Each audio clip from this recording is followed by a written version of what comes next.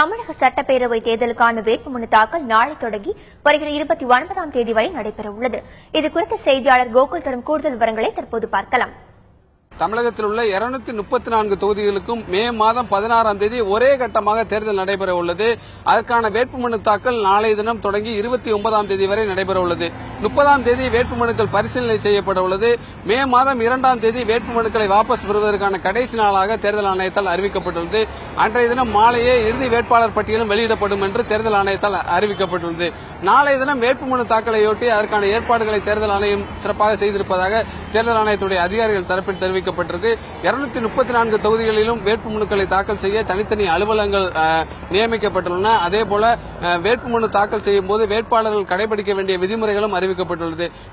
பொது தொகுதியில் போட்டியிட விரும்புவோர் வேட்புமனு தாக்கல் செய்வதற்காக ரூபாய் 10,000 தனித்தொகுதியில் வேட்புமனு தாக்கல் செய்வோர் ரூபாய் 5,000 பணம் கட்டி வேட்புமனுவை தாக்கல் செய்ய வேண்டும் என்றும் அசையும் மற்றும் அசையா சொத்து விவரங்களை வேட்புமனுக்கோடு இணைத்திருக்க வேண்டும்.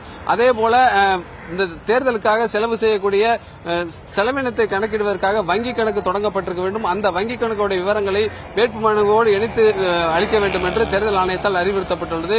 காலை 11 மணி முதல் 3 மணி வரை வேட்புமனு தாக்கல் செய்வதற்கு நேரம் ஒதுக்கப்பட்டுள்ளது. ஞாயிற்றுக்கிழமை ஒரு நாள் மட்டும் வேட்புமனு தாக்கல் செய்வதற்கு விடுமுறை விடப்பட்டிருப்பதாக தேர்தல் ஆணையத்தால் அறிவிக்கப்பட்டுள்ளது.